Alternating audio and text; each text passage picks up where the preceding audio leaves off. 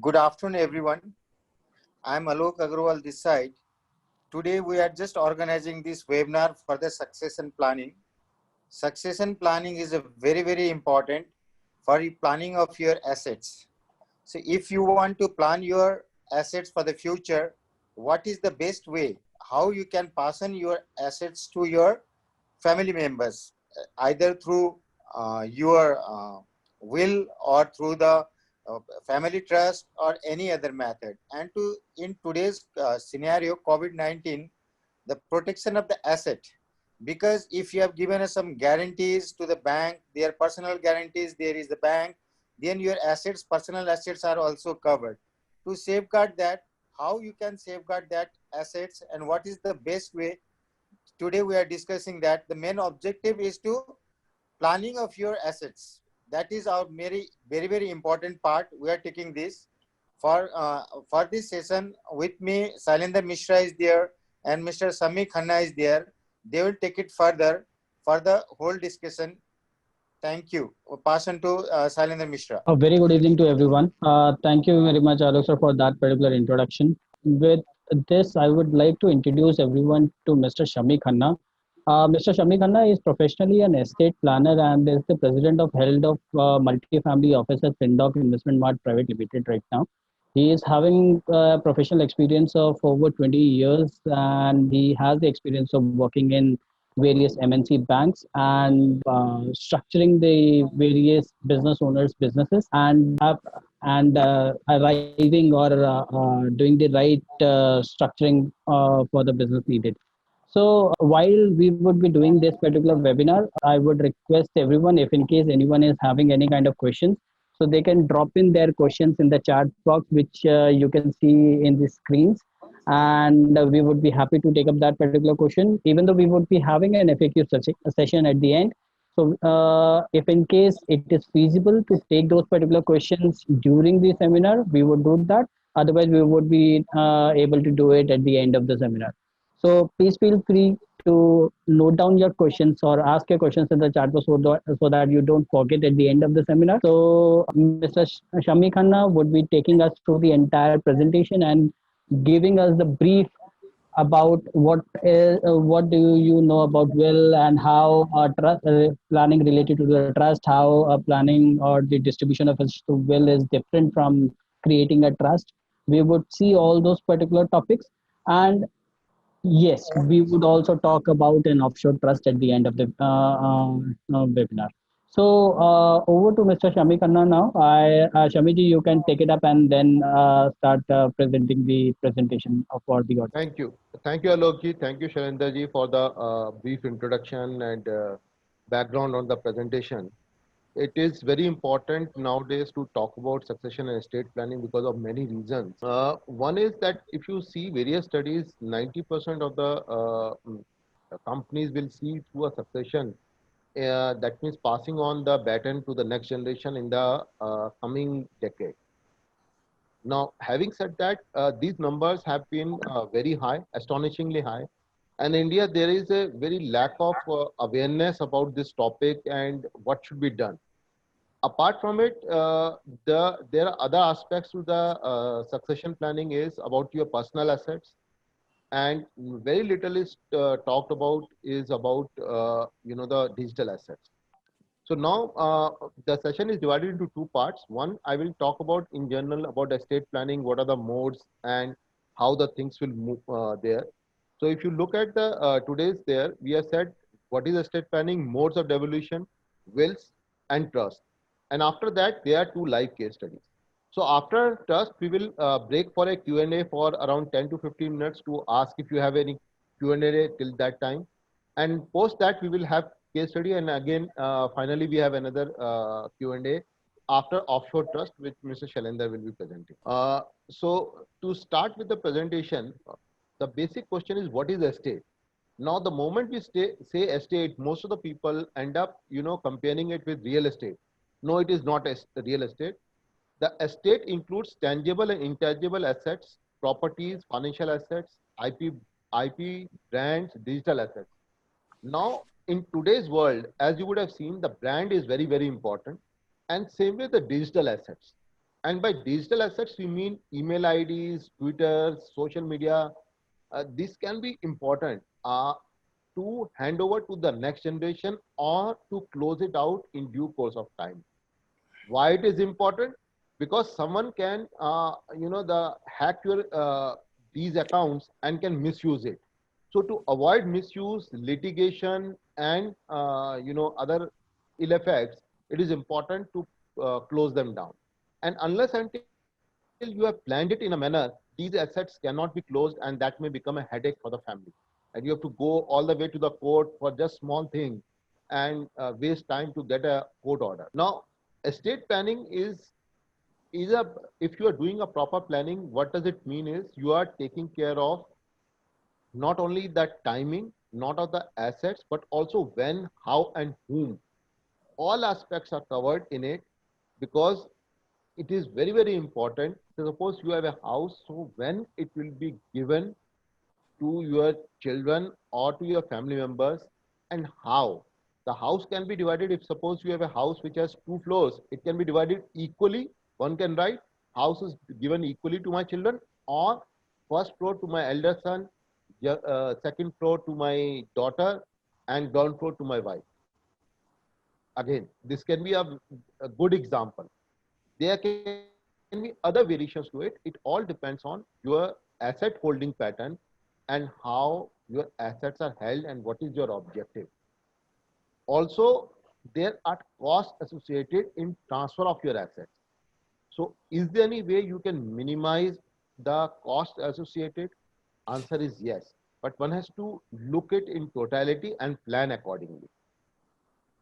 So when we are doing the estate planning, these are the broad aspects we look into it. Although these are not the only aspect, there are other aspects also, uh, like how to manage the tax, how to ring fence your assets, clarity in terms of ownership and management. And this becomes important if you have a running business in your estate.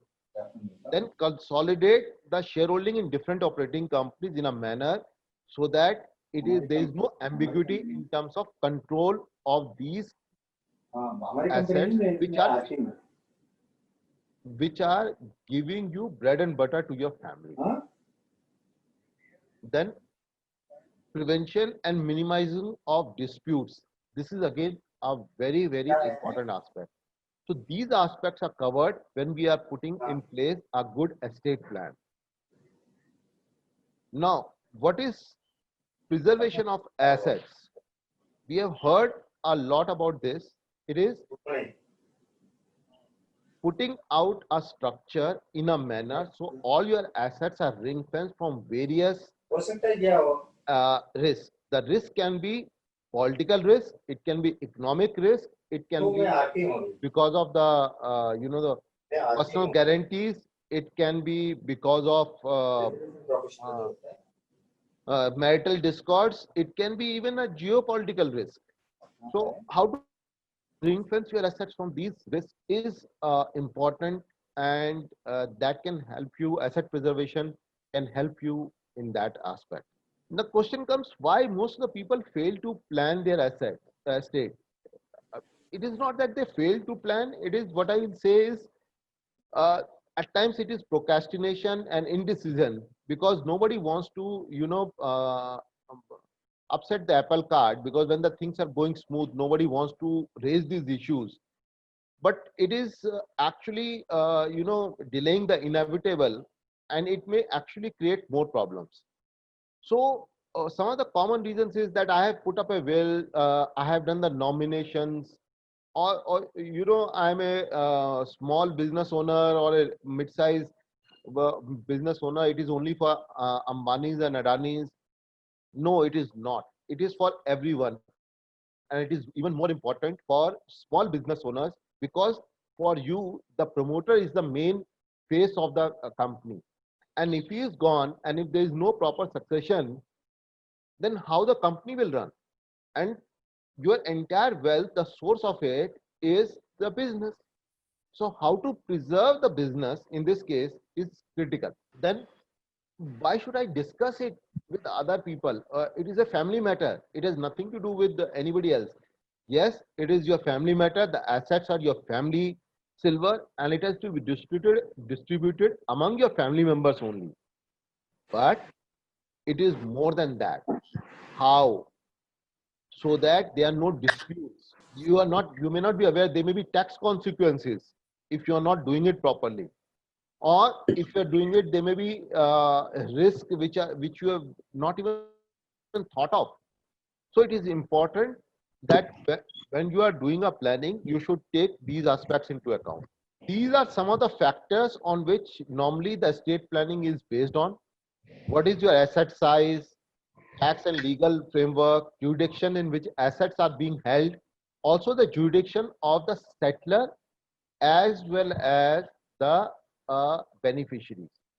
So suppose you are a person who is the owner of the asset, you are living in India, but your children are in sort of US or UK.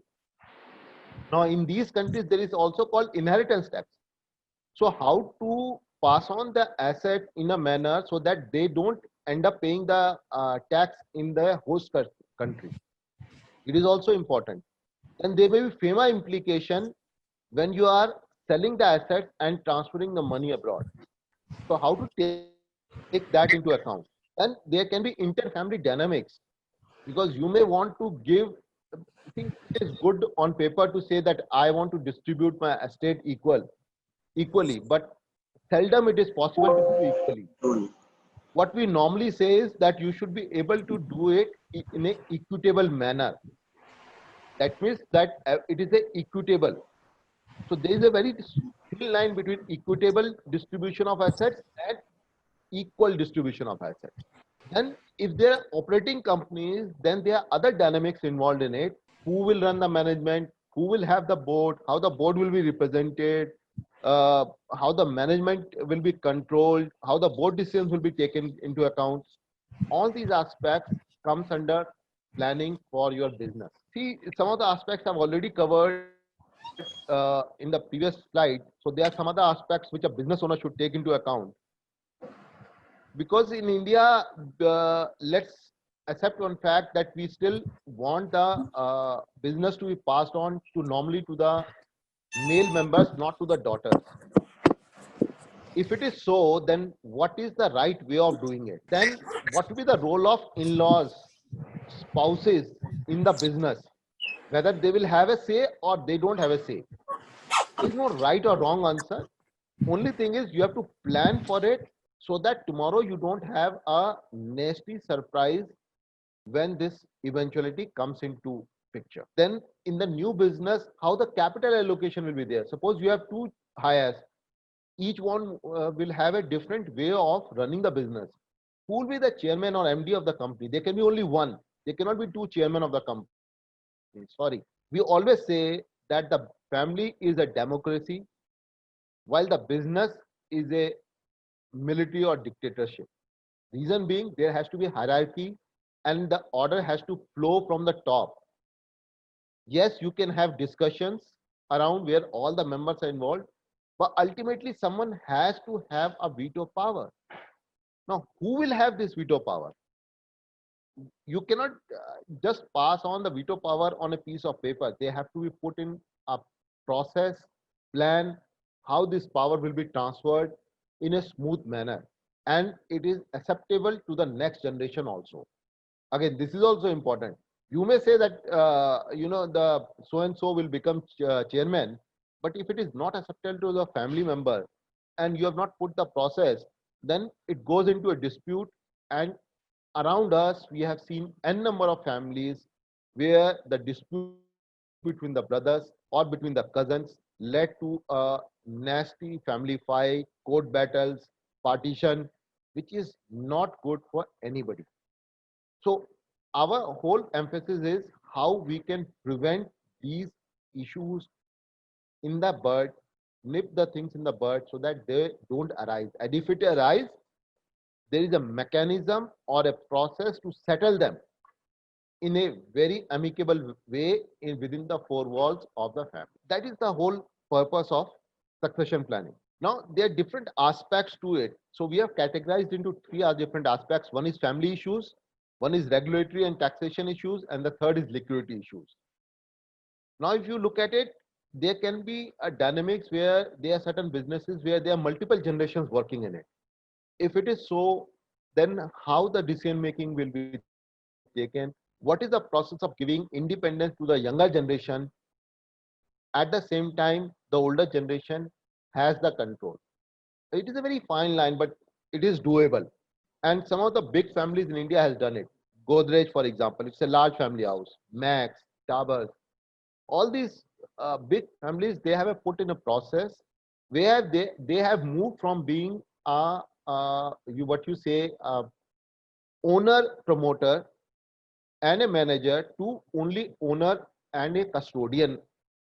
So there is a process they have inculcated over a period of time where they are not involved into day-to-day operations of the company, but they are involved in, they have a control over how the company is governed or how the company is run. The decision making is left either to their own siblings or the legal hires or to the professionals. They have stepped back, the main promoter has stepped back, but that doesn't mean that you lose control, because one of the biggest fear in India is a mindset that the social existence of the promoter is based on his card which says I am a chairman or MD or a CEO of so and so company. And they fear that if I am no longer the chairman or MD of that company, I will have no social standing. This is a fear that they have, deep-seated fear. It is not so. Then the people talk about, the Raymond example, which is a prime example, where the father gave everything to the son and the son has kicked out the father. So they say that I don't want to be in the old age on the roads. So if I give the business, I'll be on roads. The other example is, the other extreme is MDH Masala. Sorry for saying this because it's a public name. The patriarch is 90 plus, but he's controlling everything. Now the younger generations in such scenarios feel stifled. They will leave, either they will leave the family business, they will go out and do something on their own, or when that time comes, they will not be able to handle the business because they have never been groomed. There has to be a process for grooming the younger generation for the board membership, for running the company. It cannot happen overnight. Then what is the compensation policy for the family members? Is there any appraisal of the family members? It is important. If your company is mid-sized and there are more than one or two people involved in the business, there has to be some way of assessing the performance of the family members also. Because if you don't do it, you may never correct the mistakes that you are doing in the running of the business in time, and you may end up ruining the business which your father or forefathers have created. Then is the nomination to the board, if you have a large family, joint family, is it by birth? Is it by merit? There is no right or wrong answer. You can choose either, but then a process has to be there, because you cannot say that all the say for example you have four children in the next generation. You say that only the males will come, not the girls. So suppose if someone has girls only, then what happens? Or if you have someone has two sons and one has one son only, then what happens? It will be unequal representation. You cannot. So whether it is not my decision to make or any advisor's decision to make, but there has to be process how this will be done in a smooth and equitable manner. Then what are some of the issues? You may have a listed entity, then the SEBI get involved. RBI may be involved if you have a family member who is a NRI or a foreign citizen. There can be implications within Companies Act. Suppose you have children who all are foreign nationals. Then by definition, if you are not there and it is foreign control, there may be severe tax consequences. And you may have to take a RBI approval for transfer of those assets also. So have you ever thought about this? Then how the shareholding will be distributed? Is it, and it is held, it is through individual name, it is through HUF or through investment company. HUF may have a different connotation because that gives undue power to the eldest son. Because in HUF, the Kartai is by definition the eldest male member. So the eldest person may get undue powers if your business is held indirectly through HUF. So then what needs to be done? Some planning has to be done according to it. And we have seen that in the past, a lot of family companies, family held businesses, they were held through, a maze of holding companies, different investment companies. They were done primarily for tax efficiency, for excise efficiency, but all these things are in history now. We are living in a world where this year even the dividend distribution tax has been abolished. So then, do I need to change the shareholding pattern? Is there a need for consolidation and simplification of the shareholding? Answer may be yes. So one has to revisit that. Then does the operating entities hold both physical assets and operational assets? Again, this is a mistake I've seen very often in many family businesses, that the main operating company has all the, even the family assets and the land and machinery. Why? You can always, suppose if you have a plan to take your company public or bring in a PE investor, they will never give you value for your real estate holding. So it is best to separate it from your operating company, because any outside investor will give you value only on the strength of the balance sheet. What is your EBITDA? What is your PAT? What is your turnover? They will not give you valuation based on the physical assets you hold. Even if they give it, it will be at a lower cost. It may be even less than the cost. So there may be a need for doing reorganizing the business entities. Then some of the other aspects is liquidity. How is the non-business assets being held in the family? Some people I've seen have a lot of assets which people are not even aware of. Like we were assisting a family, and the family was going through a very turbulent time. And during one of the discussions, it so happened that when we were preparing their things, we said, okay, we will put the jewelry and gold in it. And so they gave us a list. Then the husband said, no, my wife also has some gold. He never knew how much gold and how much. So over the period of time, you would not imagine, the lady of the house had gold worth 20 crores, because it was in diamonds, small sets, and all those things which has been collected over the period of time. And the husband was actually shocked. He said that I just needed 10 crores to tide over the crisis, and I've been struggling. You never told. The wife said, even I didn't know. And this is a fact. In many houses today, some houses you will see that they are paintings and sculptures which are worth crores, and they are lying unutilized. And in times of needs, they can be utilized, provided you have taken into account these assets and there is a proper inventory done. Some of the family, what they have done is that they have put even the paintings, because they may have bought something from M.F. Hussain or some of the famous painters, and at that time it would be few thousand rupees at the cost, but today it is worth crores. So have you taken that into account? Now the question in planning comes is, who will inherit them? So unless until you prepare a proper inventory and you put a plan, it will be, otherwise it will be a rule of strength that whoever possesses will have that painting, and that may be unfair to some people. What is the capital allocation policy for the new business? It is important. Suppose you have multiple businesses. So which business will be taken care of in a priority in case both need the money at the same time?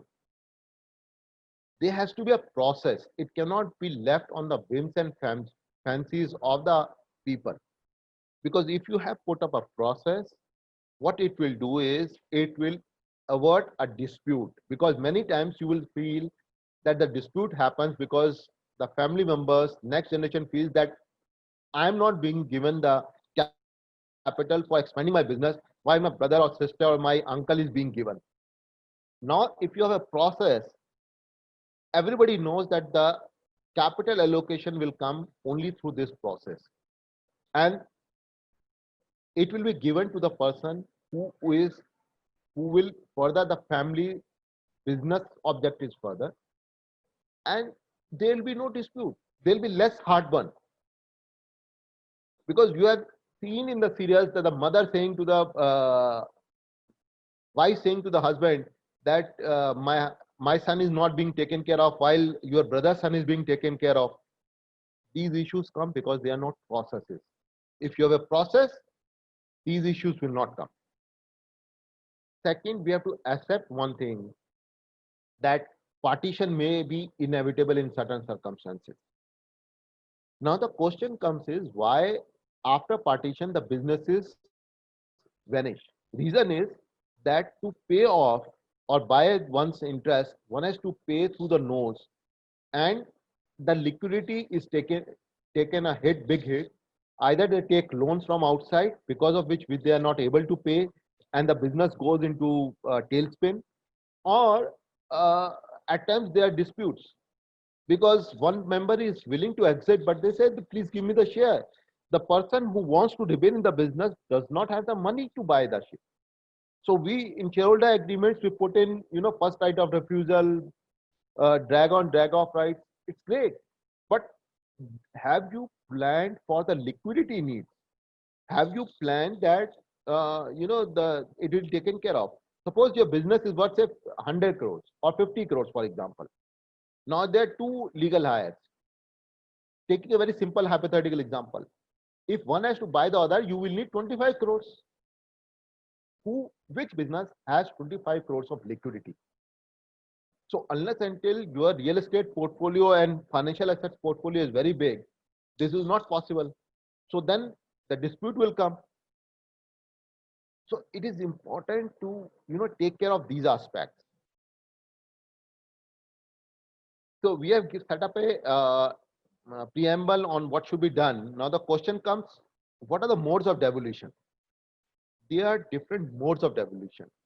So one is during the life and one is after the life. So during the lifetime, what you can do, either you can give a gift, you do nomination, or you can enter into a family settlement with your other family members, extended family, and you distribute, or the trust. After life, the will comes into operation, or if you do not have a will, then the Succession Act comes into picture. In India, unfortunately there are multiple succession acts. There is a Hindu Succession Act, there is a Muslim Succession Act, then there is an Indian Succession Act, then there is a Succession Act for Christians, Parsis. So if you have children which have been married, which have an interreligious marriage, the situation may be even more complicated. So you may not like the Succession Act to come into picture. So you can plan for it. The trust is also a very powerful instrument, especially if your assets are large enough and they're complex holding structure. Because this can give you a control over the things in a manner where you can do a gradual distribution of assets or the business in a phased manner. Because in will, what happens is, it is a one-time settlement on the death of the person. So now what is a will? We often heard about it. It's a very simple thing. It's a simple instrument which is written. It can be handwritten, it can be typed by the person. And the only thing that one needs to do is that it has to be written and signed by the author or the testator, the person who owns the assets. And there has to be two witnesses which also needs to sign at the same time when you are making the assets. Then there are different aspects to it. One aspect is probate. After the will, if a will has to be executed, their probate has to be come into picture. It is not necessary in every case probate is required. In India, the probate is compulsory if you are living in a jurisdiction of Mumbai, not Mumbai, Bombay High Court, Chennai High Court, or Calcutta High Court. The reason why I'm saying is Bombay is because Bombay Presidency, which included parts of Gujarat, also falls under this jurisdiction, and there the probate is compulsory for execution of the will. While most of the parts of North India, probate is not compulsory, but it may be required because of circumstances, because of dispute, because of NRI family members, or if you want to do a clean transfer of title of the property to the next generation. There is a cost involved to it. In UP, for example, the cost involved is 8.75% for the probate, which is very high. So can you avoid that? Answer is yes. You have to plan for it. So in case of interstate debt, then the letter of administration is obtained from the court through which you can transfer the title of the asset, especially the property, to the in the name of the beneficiaries or legal heirs. Then this is a broad diagram of a trust. If you look at it, trust. What are the different aspects to a trust? One is a settler, the person who is settling the trust. That means he is author of the trust, and he vests the property into the trust through a settlement or a gift. Now, gift under 56(2)(10) is free if the trust is only for family members. The trust we normally talk about in general is normally the charitable trust.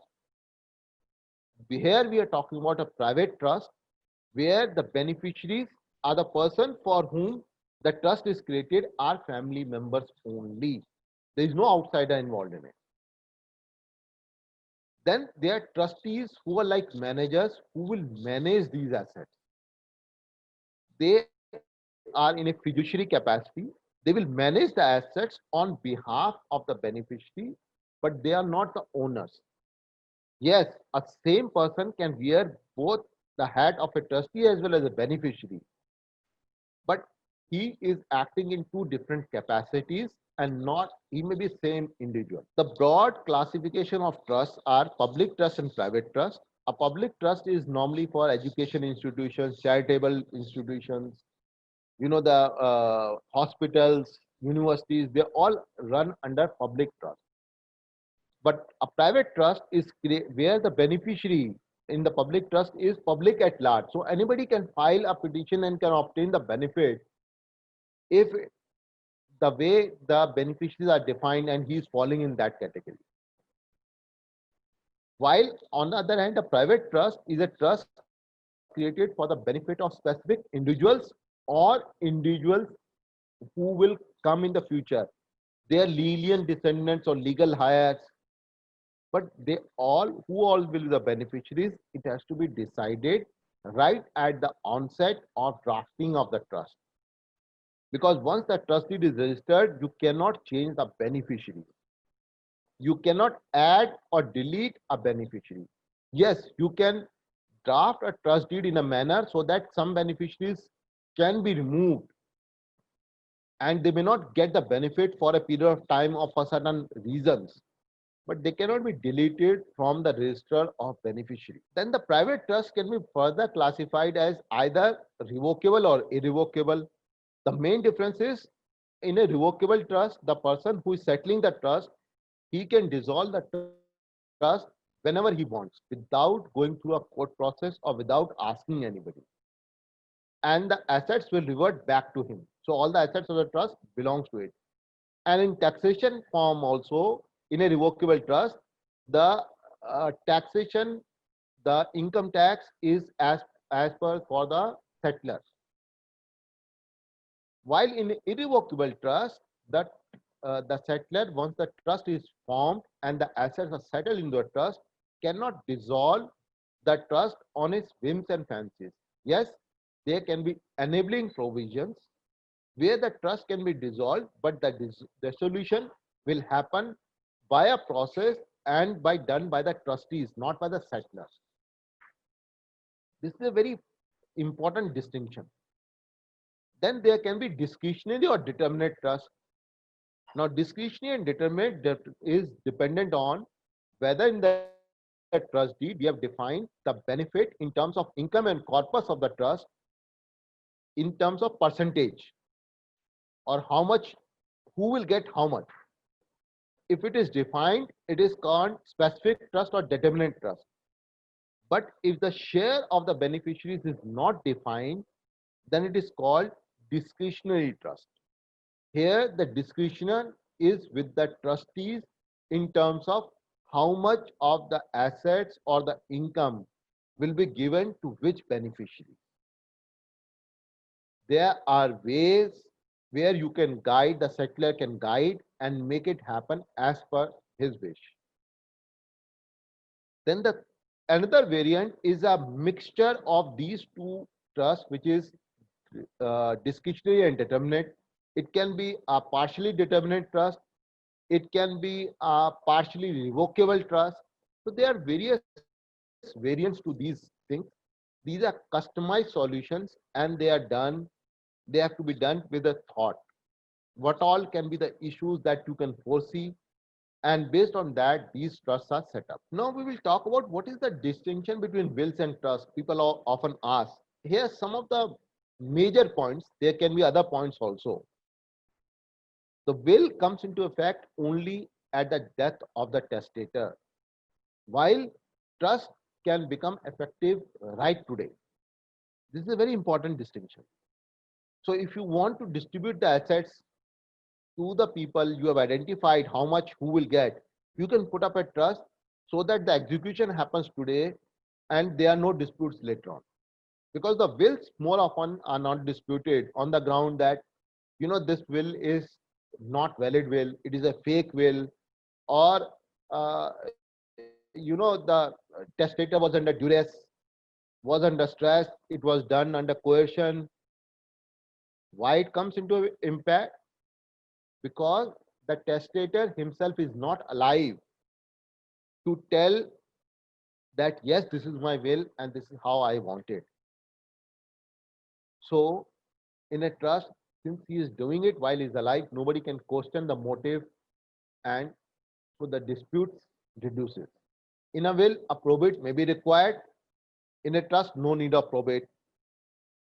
If the probate is there, is a public process, so the entire proceedings becomes public. It becomes a matter of record in court.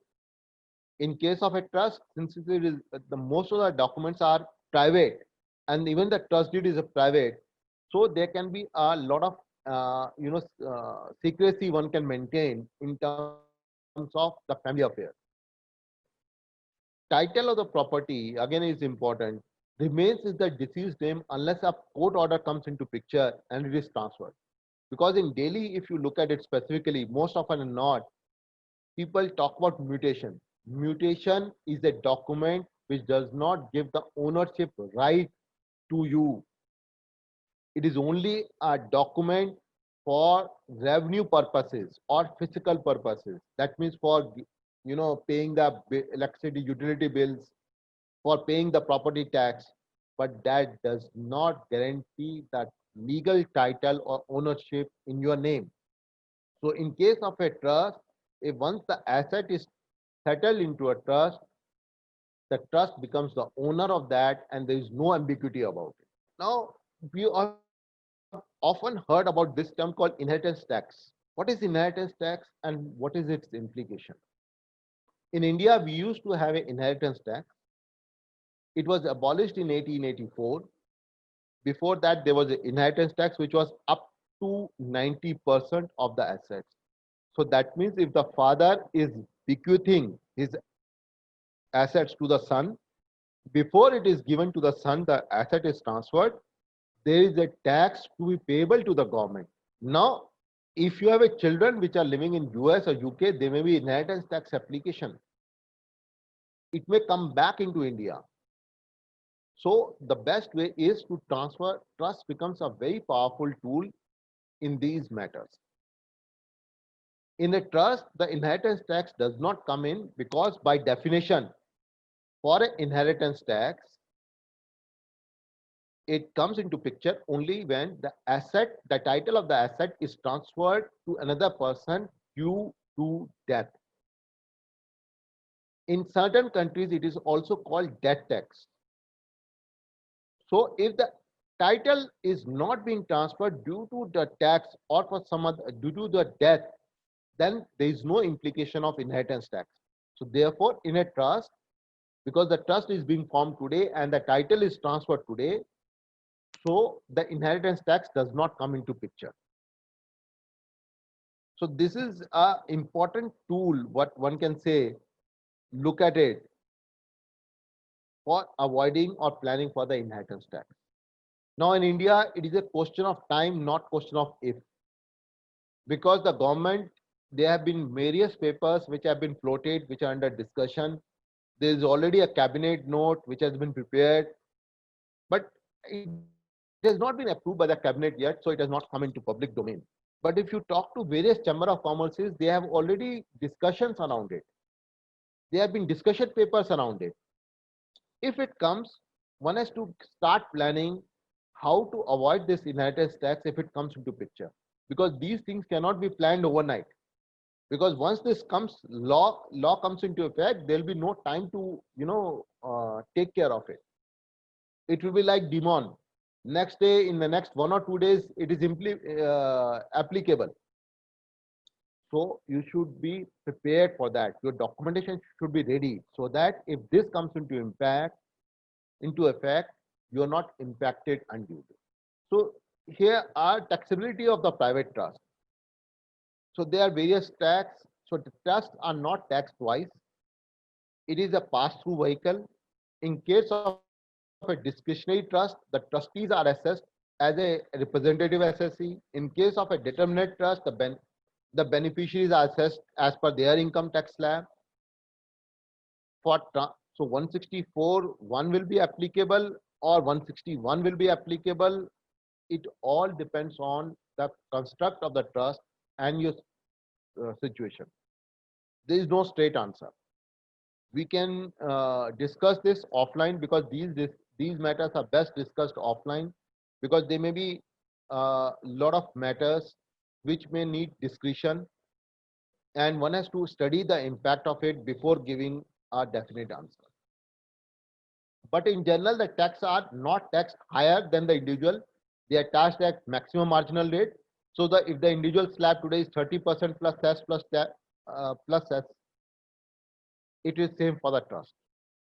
And once the trust pays the tax, it is not taxed in the hands of the individual.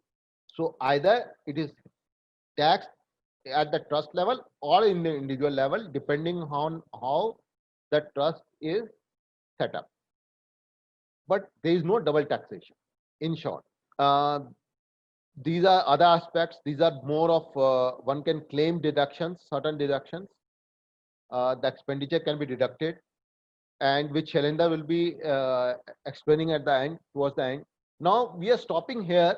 We have broadly covered it, the topics, and now we will be stopping here for a short Q&A, and after that we will be talking about 2 case studies that will explain what is the practical aspects of these estate planning. So if you have any questions till now, you can please type it, and Alokji or Shailendraji can take up the same. Samiji, there is one question. Is Haji. there any tax implication when the asset is transferred to the trust? No, sir, there is no tax implication in the sense of under 56(2)(10). There has been special discretion given, exemption given, that if the assets are transferred into a private trust for the use of the family members, then there is no taxation. That means capital gains tax, either the settler or the trust pays it. There is no taxation impact. What happens is, in practice, the the cost of acquisition and date of acquisition will become that of the settler. And as and when the trust sells those assets, then there will be tax implication of capital gains. Otherwise, there is no income tax. The trust on receiving these assets will not pay any income tax, nor there is any capital gain. There is a specific exemption under 56(2)(10). I hope, Barunji, your query is explained. And now another question is that can public trust transfer to private trust? No, answer is no. A public trust is for general for the public, that it cannot be given to the individuals. So there may be certain cases where some money can be taken out or assets can be taken out, but then it trust deed has to be studied and a court order probably might be required. But in general, answer is no. Now there is one more question. Is there any stamp duty implications when the assets are transferred to trust? Yes. Yes. Yeah, tell me. Yeah, please go ahead, Samiji. So there is a stamp duty implication depending on the type of assets. So for liquid assets or financial assets, generally there is no tax implication. There is no stamp duty implication. In case of real estate, yes, there is a stamp duty that is payable. Now this question is already answered. Asset transfer charitable society be transferred to a private trust. That is the same as a public trust to private trust, already answered. Now what should be the asset valuation and deciding whether to form trust? How you do the valuation of the assets? See, the valuation of the assets normally is not done because you are transferring the assets by way of a gift to the trust. So you don't need to value the assets at the time of settling into the trust. But for the purpose of, say, if it is a property, then the registered value is considered as the value on which the stamp duty is payable. Not you the mean market circle rate. You mean circle rate. Circle rate, yes. So we have to take into consideration the circle rate. Otherwise, that if assets is personal belongings is there, say jewelry and other things, then you don't have to do any valuation on that. Yes, you can transfer it directly into the trust. So let's move to the case studies, Samiji. Okay. Thank you very much. Let's move to the case studies. Okay, so now we have two case studies today. So first case study is all about asset protection or asset preservation. Now this is the need of the hour because as a promoters, most often than not, you give the personal guarantees. And most of the language of the personal guarantees, if you look at it, for most of the financial institutions or banks, it covers pretty much anything that you own. So it can be even your house in which you are living. It can be gold, jewelry, anything that you own, pretty much it is covered. Now, the intent is not to cover everything, but the banks being conservative and the language being standard, it covers everything. So there are ways in which you can ring fence these assets from this creditor risk. So we are giving a case study, which is a real case that we have done. We have done some changes to mask the identity because for us, confidentiality is very, very critical in our line of business. So to give you a background of this gentleman, this business was owned by father and son. Father started the business and the son joined after his post-graduation. It was a garment manufacturing unit based out of Noida, having significant turnover. The turnover was close to 1,000 crore plus, and they had plans to increase this turnover to 4,000-5,000 crores within the next 5 years. The company, since was an export oriented mainly, it was dependent on few big buyers which were based out of India, and one of the buyers was based out of Brazil, which formed roughly around 30-35% of the turnover of the company. And this was the background, and this is the shareholding business structure. Very simple. You know, the operating company is there where the father owned 35%, the son owned 35%, and 15% was through an investment company, and 15% was held by one of their family friends, who was more like a sleeping partner.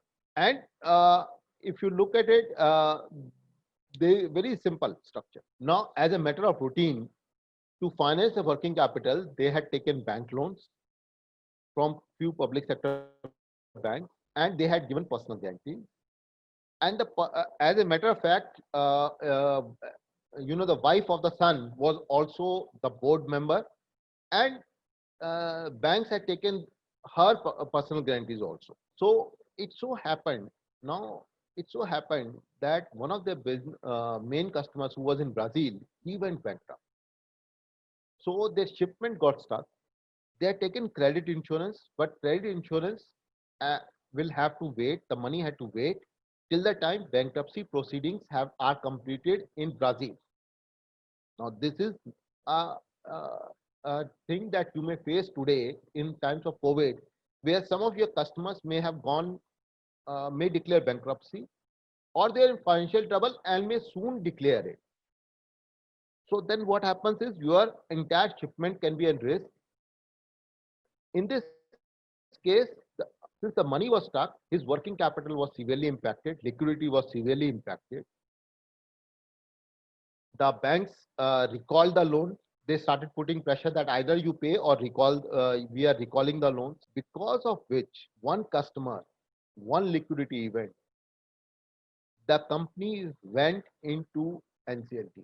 Now the question comes is that even their personal house and other assets, they were at risk. Now the bank will, as a matter of course, they will attach all the properties and they will sell these properties on a liquidation value, which is sometimes not even half the market value, because these are stressed assets and the bank does not care. Bank is more interested in getting maximum and faster. They don't care about the value of the assets.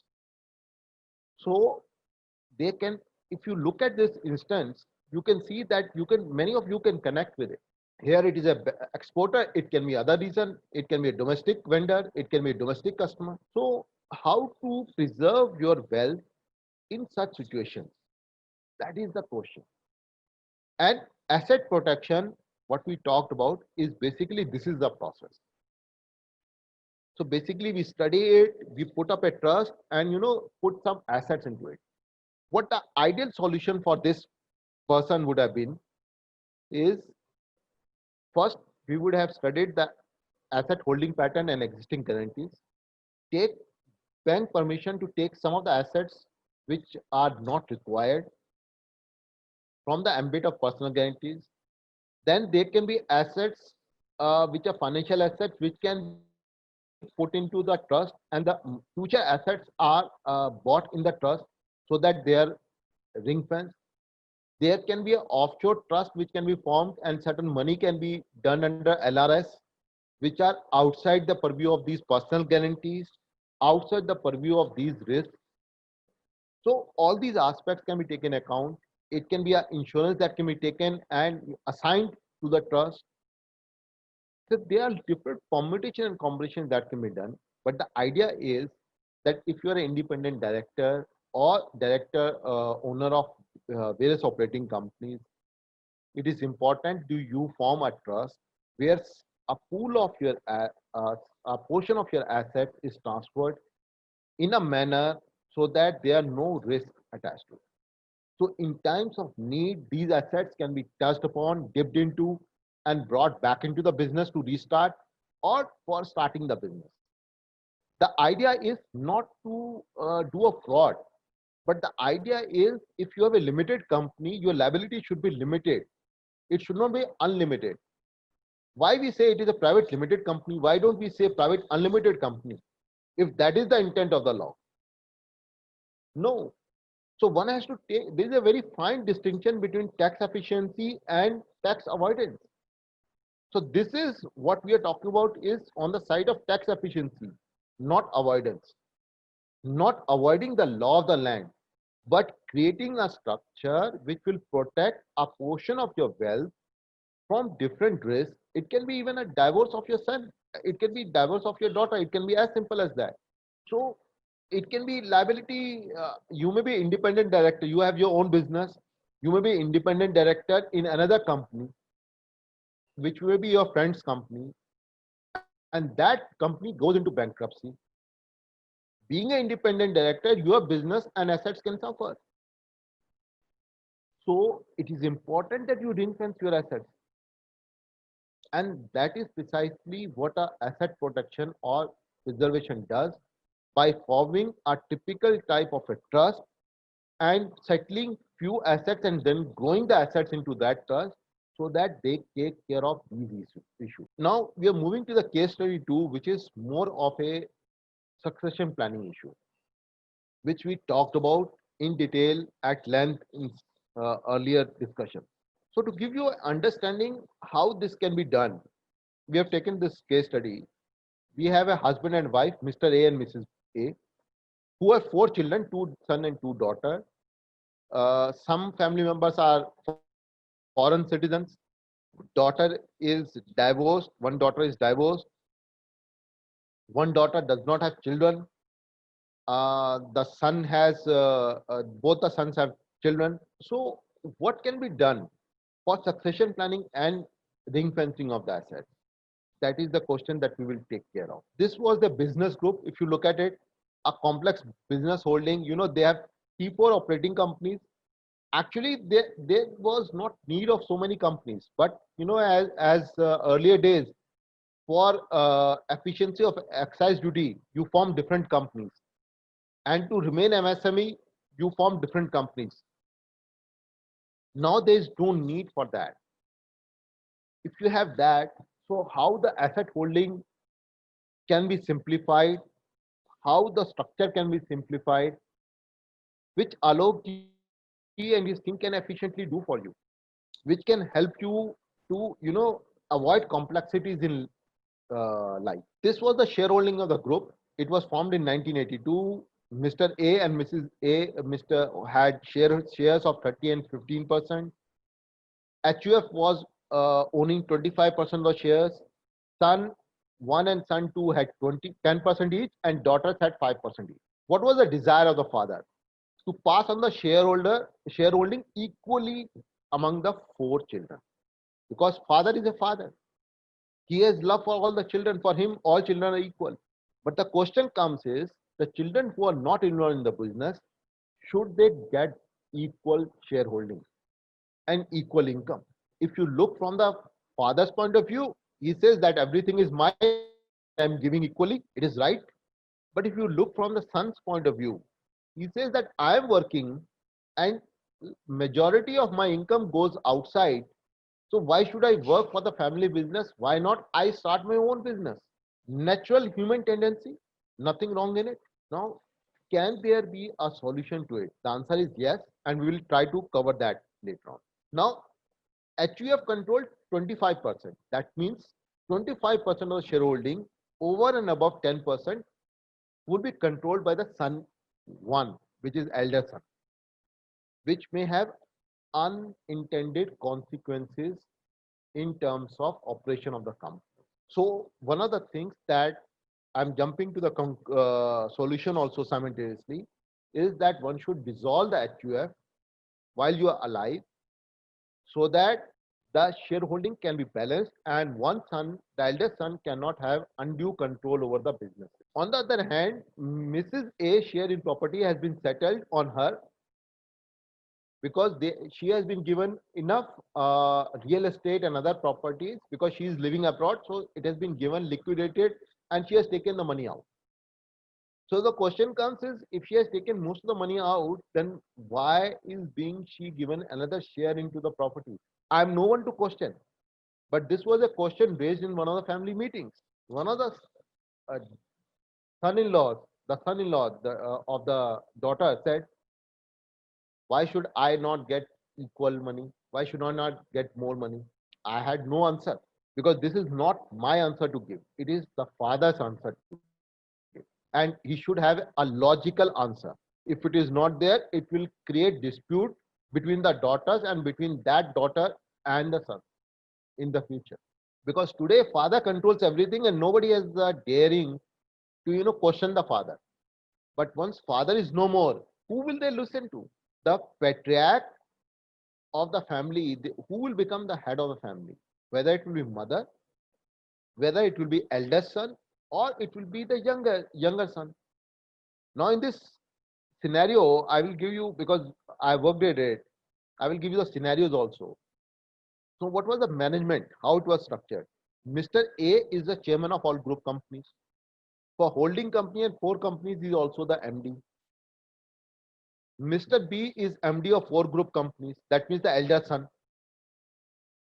and none of the other children, along with Mr. A and mother, Mrs. A, but no other children was there on the board.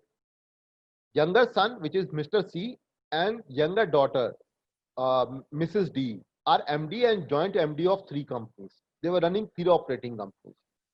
And all family members involved in the business get equal salaries from the HUF as desired by the father.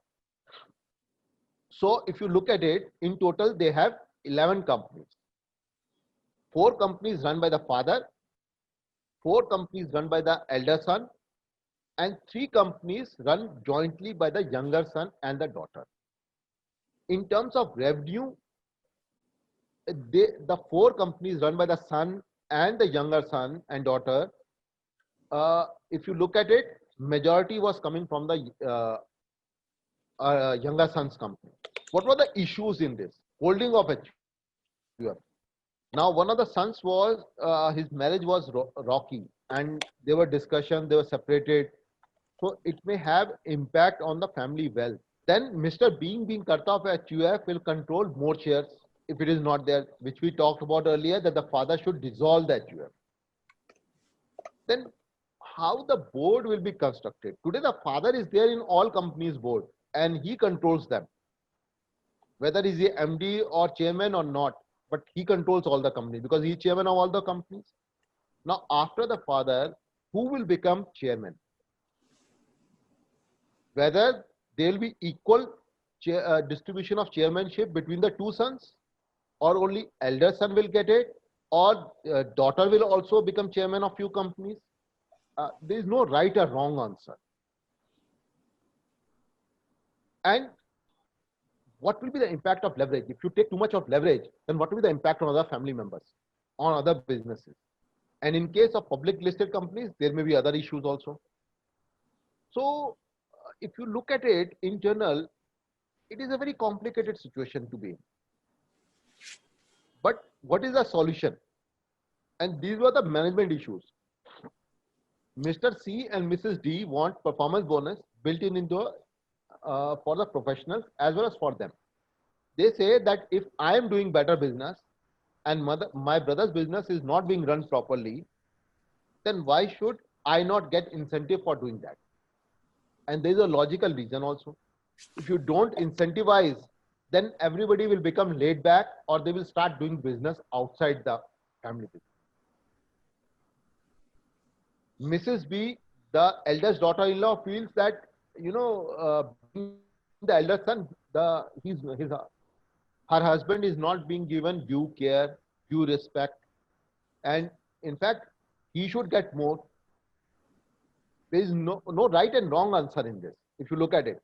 So there is a conflicted issue over here. The younger son and the daughter wants more share of the profit. The elder son's wife feels that he should get the profit more because he is the patriarch of the family. Now, what is the right answer? We will cover this when we are giving the solution. And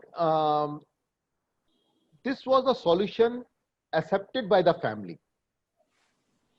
We had given them various options, but this was the final solution that was accepted by the family. And what was the solution? That there will be 4 private trust formed and which will have equal shareholding of the holding company, which is Holdco.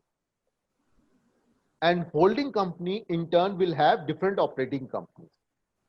Now here, for lack of space, we have shown only 2 operating companies, while in reality there were like 11 operating companies, which after consolidation collapsed into 4 operating companies.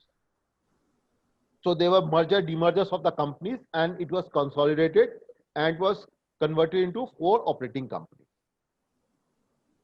Each family trust will have, that Mr. A and Mrs. A will be part of Mrs. E's family trust. That means the youngest daughter who is outside India.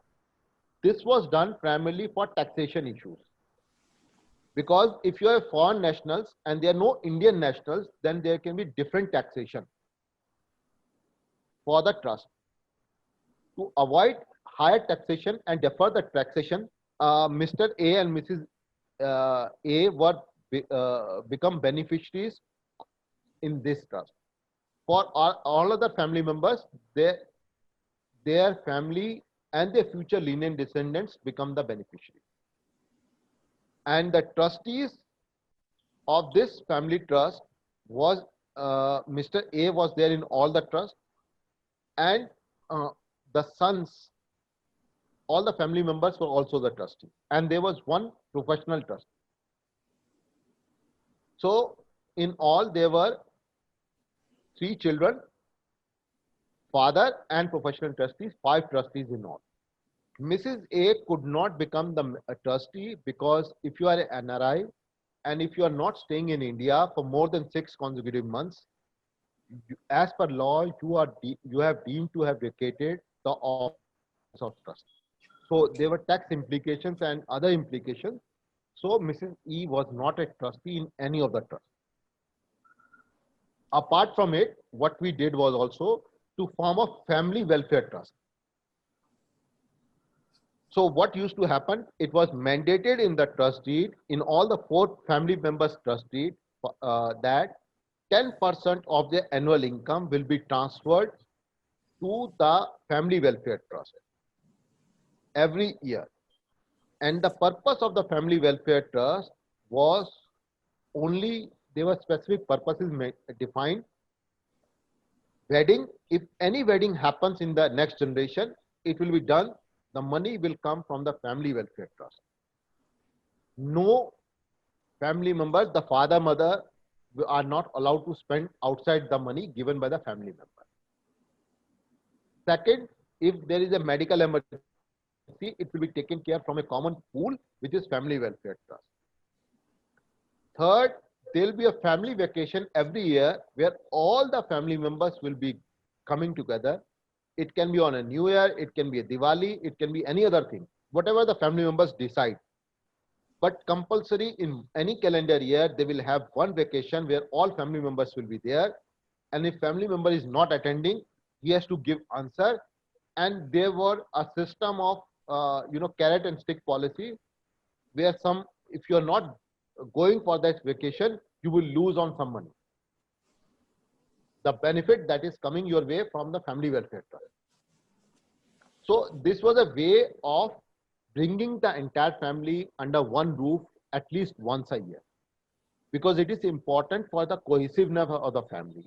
And this was the requirement or the wish of the patriarch that, after me, the sons will live in different houses. My daughter is gone, the other daughter is gone. So how to, maintain the bonding? Now you cannot maintain the bonding if you are not coming together at least once in a year or twice in a year. So there has to be a method was devised where it was forced upon them to come together, and that it was through way of money or incentive or benefit coming from family welfare trust. There was a family constitution which was designed, and where what was given was that anybody who is running the company were given operational independence, but for capital decision beyond anything, in this case it was 20 crores plus, it will go to the family council where all the adult family members are there, part of it, and they will take a joint decision whether the capital will be allocated to that business or not. It can be for acquisition, it can be for expansion. Everything is written. And if any company, operating company, wants to borrow more, then beyond a particular leverage ratio, it has to go to the family council. And unless and until the family council approves it, the guarantee cannot be passed by the board member. Then another thing that we did for the family was separation of personal assets and business assets. So what we did was there was a demerger of the operating company from the into 2 entities. One for the operating became operating entity, other became the asset holding company. And asset holding company in turn was transferred separately into the 4 private trusts equally. So through this, what we did was that the family assets, which was worth the land, machinery, and the plant, which was worth roughly around 150 to 200 crore, somewhere in between range, they were taken out of the operating company. And these operating companies, in one of the operating companies, subsequently the PE was brought in, and the family took some chips off the table, and the family members took the money out, which was paid eventually to the trust of Mrs. E for her complete exit from the family business. So there was also a SHA which was there.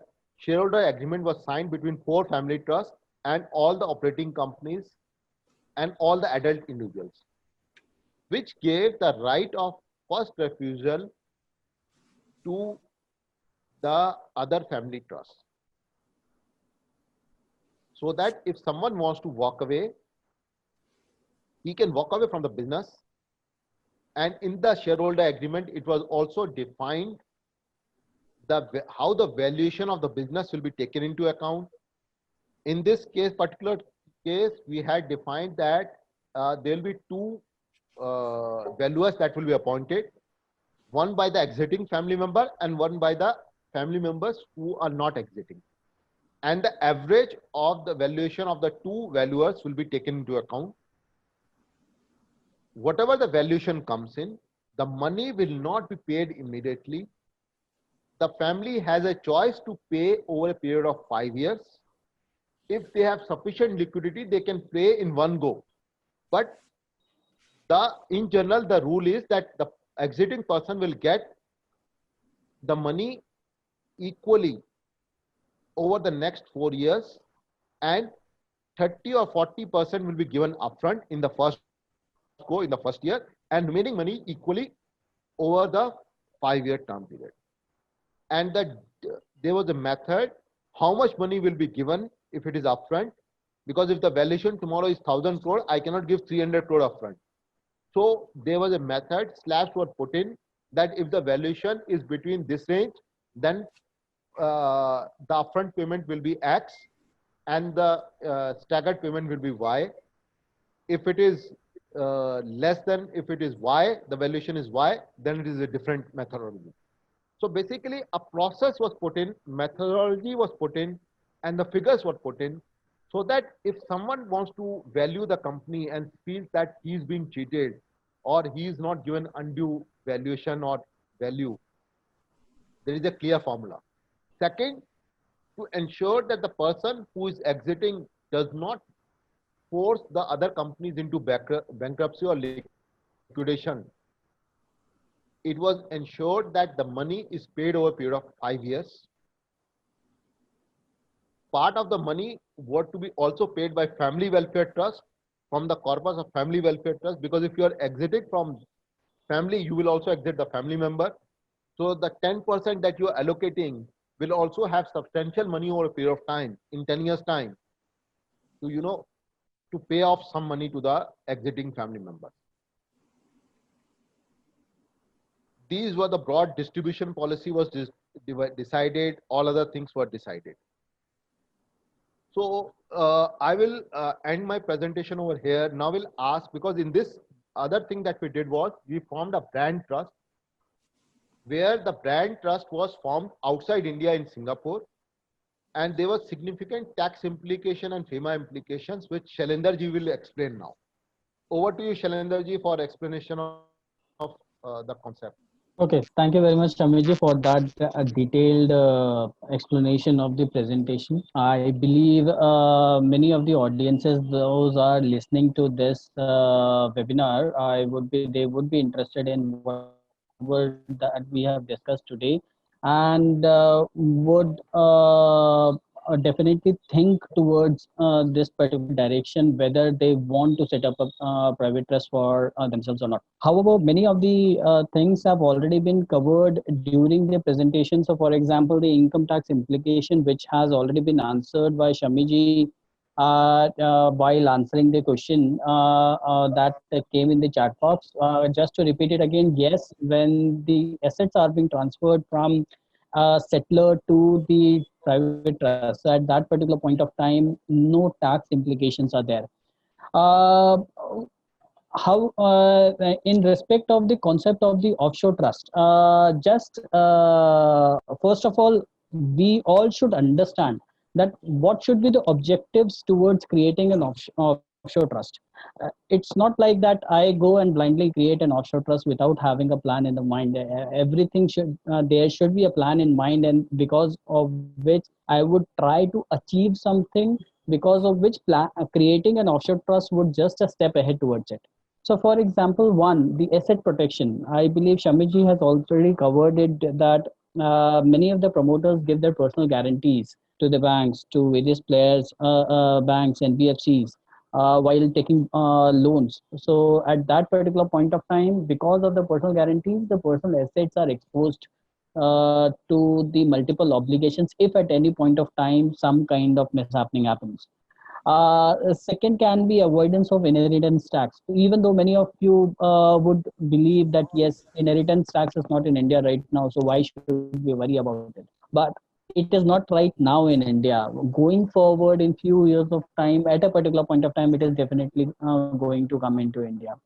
You would see that slowly and gradually India is moving towards a particular jurisdiction which is applying the taxation system of the West and applying it in the Indian market. So, for example, GST, it is again a particular initiative that many of the developed countries are already doing it and then applied in India. Similarly, US is also already having inheritance tax. Many of the developed countries are already having inheritance tax. So slowly and gradually, it is going to come into India. Might be after 2 years, might be after three years or 4 years. You never know. So if you plan a particular private trust, an offshore trust, as of today, so at that particular point of time, you might be able to avoid the inheritance tax while you would be distributing your assets to your children. Succession planning. Succession planning is, I think so, that was beautifully covered by Shamiji during his discussion in terms of while distributing the assets to the younger child or the elder child, what should be the mechanism. It has to be specifically stated with. Thirdly, many of the people do it for the purpose of expansion strategy in mind. Many of you guys might want to expand their business in the European markets. Many of the you would be thinking to expand in American markets. At that particular point of time, many of the funding would be required. So what the many of the people do, they create an offshore trust, and then all the real assets that are based out in India, they entrust all these particular assets to the offshore trust, and the offshore trust charges and the Indian assets or the brand that is based out of a company in India, the promoter sells this particular brand from the Indian company to the foreign trust, and the foreign trust charges a royalty every year, so that the annual income of the foreign trust is being streamlined. Every year there is a flow of income that is coming to the foreign trust. Why? The question would be why there is a need to do it. Why? Because of the funding. Because once you enable a streamlined flow of income for the foreign trust and keep a record of, for example, 2 years or for example 3 years, after 2 years or 3 years of time, many of the banks would be interested in lending you money at a cheaper rate of interest as compared to the Indian market. Right now, the lending interest rate in India would be what? Might be around 9 to 11%, but might be if in case you incorporate a offshore trust in Singapore, at that particular point of time, your lending rate would be 3 to 4%. But yes, creating an offshore trust is always a long term game. We never advise to people who have a short term mindset to go forward with a particular idea of creating a offshore trust. So creating an offshore trust, yes, finding a particular jurisdiction also is very important. In which jurisdiction you should be able to do it. Many of the Asians are doing it in Singapore. Yes, many of the people do it in various other countries as well, which are considered to be tax havens. Creating an offshore trust will not zero down your taxes, but yes, your tax liabilities would definitely be minimized. Many of the people believe that creating an offshore trust is done only by the ultra rich people or who want to hide their money or who are having a very wealthy family and very wealthy assets and they want to hide their money and then they create an offshore trust. No, that is not correct. So it is a plan that every individual takes only when they have a particular strategy in mind, to achieve these objectives. The objectives which I told to you just now, for example, asset protection, for example, inheritance tax, for example, succession planning, for example, expansion strategy. That is something that that would be achieved if in case anyone is thinking to do this particular activity. Shamiji highlighted that yes, FEMA provisions would come into between. FEMA provisions do come into between depending on the kind of transaction that you do between the India and the foreign trust. For example, you go forward and incorporate an offshore trust in Singapore. At that particular point of time, either you can gift your brand, which is based out of India, to your Singapore offshore trust, or you can sell it to the offshore foreign trust. Both the things have their own significance. If in case any person is thinking of selling of the brand to the offshore trust, yes, there would be real money lying in the bank account of the offshore trust as well, which needs to be remitted from the offshore trust to the Indian businesses for the purpose of selling of the brand, and that is when the transaction would be complete.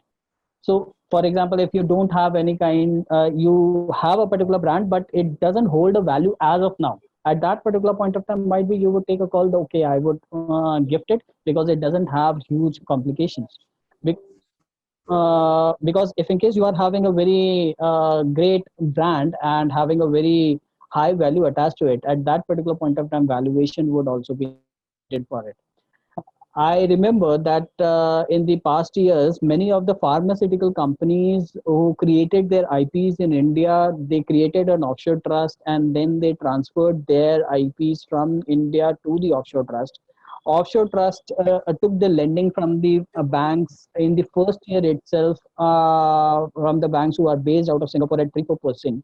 On what basis? Because of the collateral, because of the letter of comfort being received from the Indian companies, the Singapore bank infused money in the offshore trust, and then offshore trust gave this particular money in the form of loans to the Indian company for utilization of the business. Many of the pharma companies are under the RBI radar of doing this particular activity because offshore trust cannot give the money to, as per the FEMA regulations, offshore trust cannot give the money to the Indian businesses in the form of loans, but yes, they can definitely give advances, they can definitely give service fees. So your transaction has to be structured in such manner so that you are not under the clause of any specific act. Might be income tax, might be FEMA, or might be any other act. Capital gains would also be needed to be taken care of while you are selling or either gifting your brand from India to the offshore trust. Double taxation avoidance agreements come into play because after you sell your brand to the offshore trust, at that particular point of time, there is a continuous flow of income which is being generated for the offshore trust. The Indian businesses pay a royalty, for example, on an annual basis. Withholding tax implications are there, and those particular kind of things needs to be taken care of while you are thinking about this particular transaction. So in overall, you will see from an India point of view, yes, you get the benefit of double taxation avoidance agreement versus income tax act, whichever is beneficial. However, when it comes to Singapore, for example, I am specifically talking about the Singapore. I'm not talking about any other jurisdiction. If in case any person is having any kind of query, we can definitely talk about the other jurisdictions at the later point of time. But in case of Singapore, there is a concept called QFTs, for example, qualified foreign trust. So at that particular point of time, if in case there is any kind of foreign income, might be in terms of royalty income from India, might be in terms of dividend income from India, might be in terms of any other income, which is termed as foreign income and which is getting into the qualified foreign trust in Singapore. The Singapore doesn't tax it. Moreover, Singapore has not mandated these particular trusts to do the reporting every year to any kind of authority. So your disclosure is also not done. So the secrecy in terms of all the confidential transactions, all the deeds that you create for your particular trust in an offshore jurisdiction, that is being maintained. And the Singapore government, obviously, if in case they are not having any kind of information exchange treaty with any other country, they are not going to share this information with any other country. From a tax point of view, they do not tax any kind of foreign income. I'm talking about Singapore. If in case you utilize those particular money which is lying in the bank accounts of the offshore trust and you do FDs, for example, and you earn interest income on it. So on the interest income, yes, you would be liable to pay tax because it is not a foreign income; it is an Singaporean income that you have earned. But at the same time, the maximum marginal rate that is in Singapore is 17%, which is way less than in India.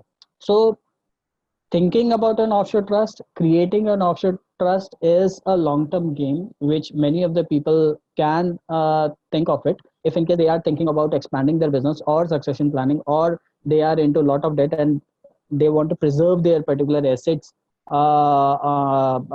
through this particular route.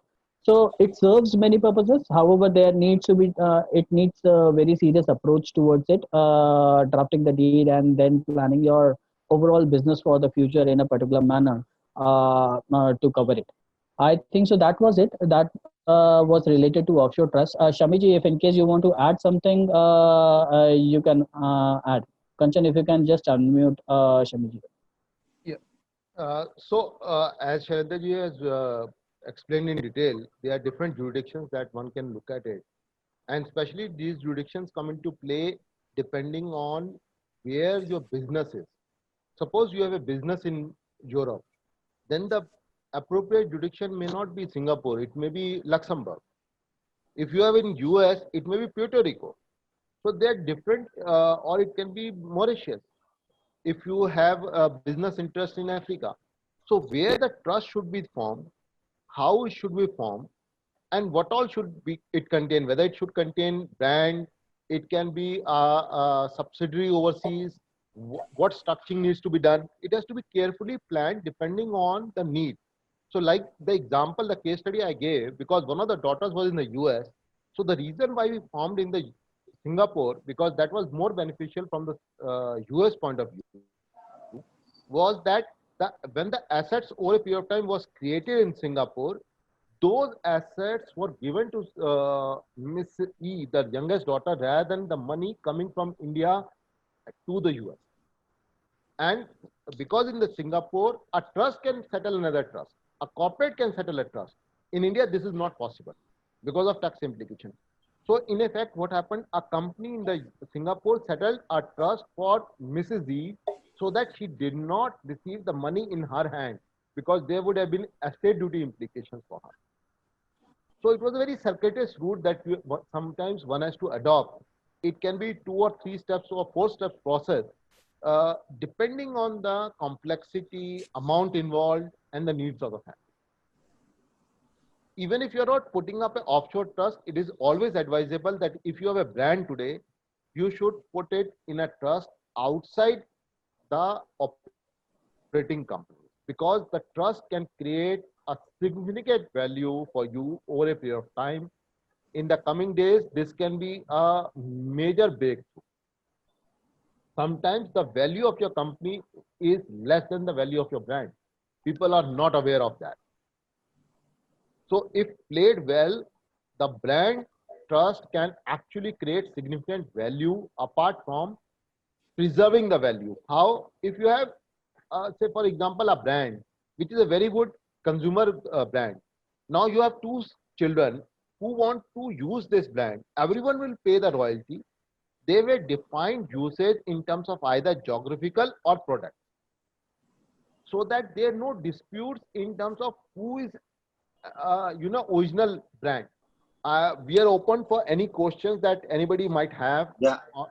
Yes, Samiji, Okay. there is 1 or 2 questions. Okay. Yeah. One is that what is the tax implication of transferring assets in the name of different firm and private limited to trust?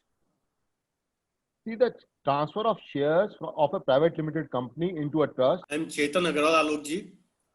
Yeah. My question of non-movable assets in the name of firm or a private limited company, whether these will be have tax implication in transferring to trust? Sorry, I have not got the question. Non-movable assets in the name of owned by any firm or private limited company. If transfer to trust, So what will be tax implication? no, Chetanji, for the private limited company, you are going to transfer the shares of the private limited company. Now the private limited company is owned by the trust. Okay. So you don't have to move any assets of the transfer company to the trust. So automatically, if you are transferring your private limited company to the trust, then trust is the owner of the private limited company. Then there will be no tax implication. There will be no any tax implication if it is under the family trust. Family, they are different family. Just, They are different generations own company, then own the company and funds, then. Sir, that we Sir, have I to would like study to it. answer that. I would like to answer that. Your specific question, I can repeat the question for better clarity. So, for example, you are having a private limited company and you are having certain assets in that particular company. You are creating a different private trust for yourself for the purpose of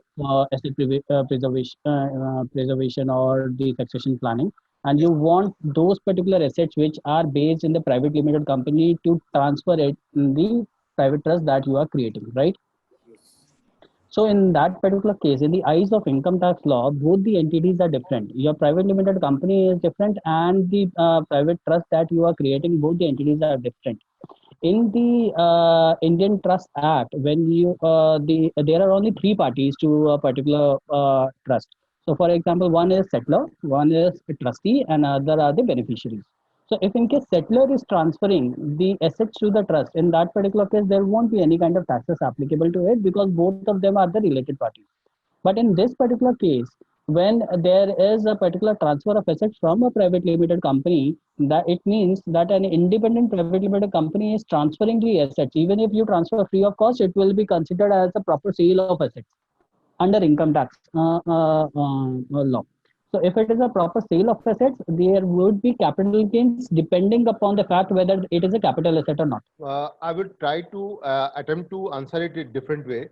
If I understood the correctly, suppose you have a company which has one property, which is a land on which the factory is built, and the other assets are financial assets. Let's take these two examples, right?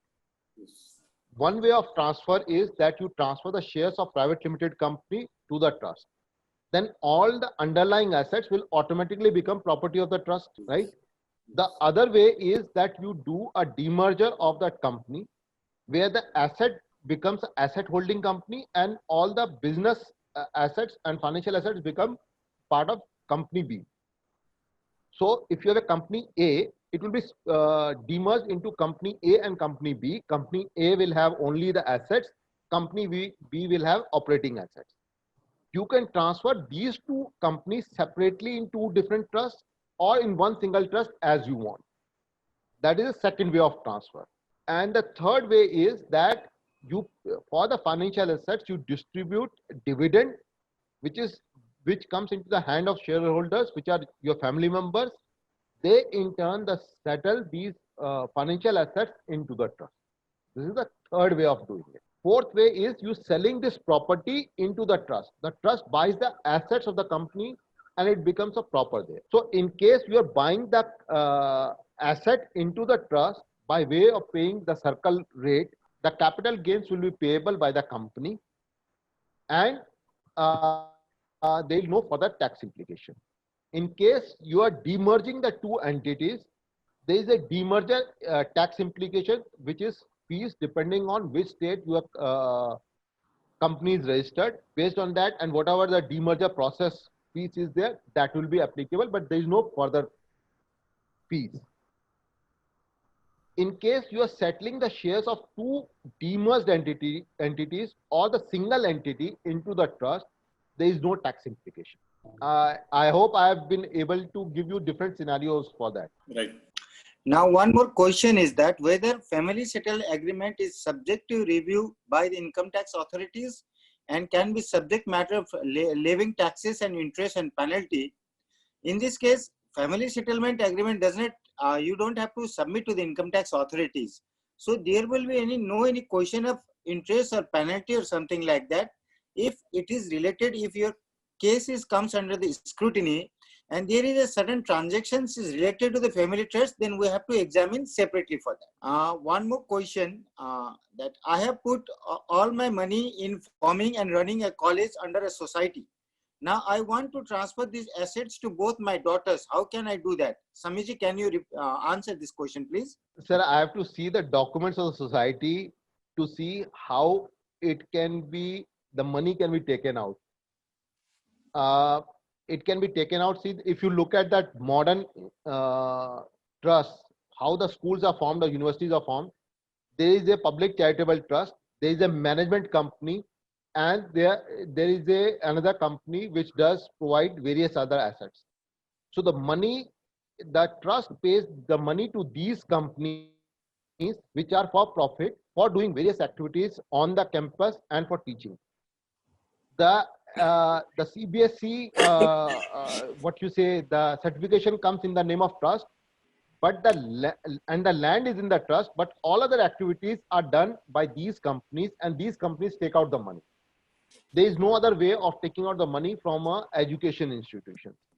In case of society, we have to see how it is, what are the constitution papers, how it can be changed, and whether there is a possibility of transferring it to the daughters. What I can say with confidence is that most of the society documents, you can control the society. You can ensure that the society will always remain in the hands of your daughters. But I'm not sure at this stage whether the money can be taken out from the society and given it in your private hands, because it cannot be willed. It is not your assets anymore. You may be a member. So depending on the constitution and documents of society and other things, we can think of how it can be done. But we have to study all the documents and then we can give you a view. Okay, there is another question, an old question from Mr. Srinivas Rao. Any legal compliances after registering trust deed? There has to be an annual audit that has to be done for the trust every year, and apart from it, and all the you have to maintain a copy of all the resolutions, trust resolution. So the trustees are passing various resolutions. You have to maintain a copy of the same for the future. That is more from the point of view, not from the compliance, but for your own good. That in case of dispute between different family members or different beneficiaries, the records are intact. But from the legal point of view, you have to file the annual tax, and from the regulatory point of view, you have to do a annual audit of the trust. In case there is a listed entity in it, there are further compliances in terms of stock exchange and SEBI compliances that you have to do annually. There is one last question from Mr. Sanjay Khanna. Specifically for Delhi, what are instances where probate will be required to execute a will? In case of Delhi, the probate is required if there is a dispute between family members, if there is an interstate death, if one of the beneficiaries is a foreign national, or if you have a property either outside India or in jurisdiction of Bombay, Chennai, or Calcutta High Court. It may be, the probate may be required not for any other purpose, but for simple reason, for transfer of title of the property. For that, you can also go for letter of administration. That is a separate method, but yes, it is doable. Okay, I think so. That was all the questions that were asked by all the people. If in case any person is having any kind of more queries, they can send through the chat box. Otherwise, we will close the session today. There is a comment from the side of Mohitji. Can I get contact number for further help? Yes, we shall definitely get in touch with you, and we can definitely discuss the specific facts of your case and then take up forward.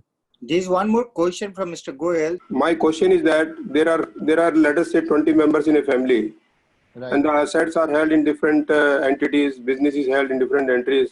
All of them join together and take out a FSA. Along with that, realignment of the assets and the property and business takes place among the members. Whether such a FSA will be challenged by the income tax authority? And can they impose a tax on it? No, it is not a family settlement. It is really a separate way of transferring the assets and the liabilities and all those things. Is my question clear? I am saying there are different entities in a group. Right. It has got about 10 or 20 members. Right. And they arrive at a family settlement wherever the equalization of the assets shareholding takes place, as per their understanding. And these assets are held for years together, business is being done for years together, but they arrive at a settlement, how the future shareholding will take place. And FSA is drawn for the same purpose, right? That results into realignment of the shareholding. Right. Whether such a FSA will be subject to challenge by the income tax authority, No. whether they can impose penalty and all those things. No. Sir, it has to be based on the facts of the case. In general, if you are arriving at a family settlement agreement, it has to be registered and there is a registrar fees. Beyond that, there are no income tax implications. To be registered with whom? With sub-registrar office. Registrar of properties? No, yes, registrar of properties. Okay. Can you kindly give us at a later stage some judgment in this case? Yeah, we can share. See, I would suggest that, we discuss the issue, understand your entire thing in detail and give you, we will be happy to provide you the judgment, relevant judgment also. But in general, the rule is that in Delhi, the FSA has to be registered with sub-registrar office. And beyond that, there is no tax implication. Because you can also do it instead of FSA, you can also do by way of gift. Now, gift among the family members is tax free. There is no tax implication. Okay. There is specific exemption given under the Income Tax Act. So there are no tax implications for way of gift, and there is no limit on the gift that you can give to your family members. When we can discuss in detail this, when you will be available for discussion? Alok ji will be able to. Alok ji, would you? Well, sir, we can fix at the time. We can fix at the time. If needed, me and Samiji can over to your office and we can discuss it. Okay. After this, your closure or lockdown is over, then we can meet on this. Yeah, as per your convenience. We are working for us. There is no any lockdown. So as per your convenience, we can fix at the time. Okay. Thank you, Alok ji. Thank you. Okay, great. I think so that was it for today's session. There are no more questions. I would request everyone that if in case there are any more questions, please don't hesitate to get in touch with us over the call, over the emails, for any discussion that needs to be made. I would like to thank everyone, every audience who is present today and patiently listening to this discussion. I hope everyone would have learned something from this particular webinar, and stay in touch with ASC for more such webinars in place. So we would definitely send you the invites at a later point of time. If in case you are having any more suggestions in terms of the kind of webinars that you are looking forward to, you can definitely let us know that what kind of webinars or what all topics that you are looking forward to. We shall be happy to organize it. So thank you very much again, everyone, for staying with us, and stay home, stay safe. Thank you. Thank you, everyone.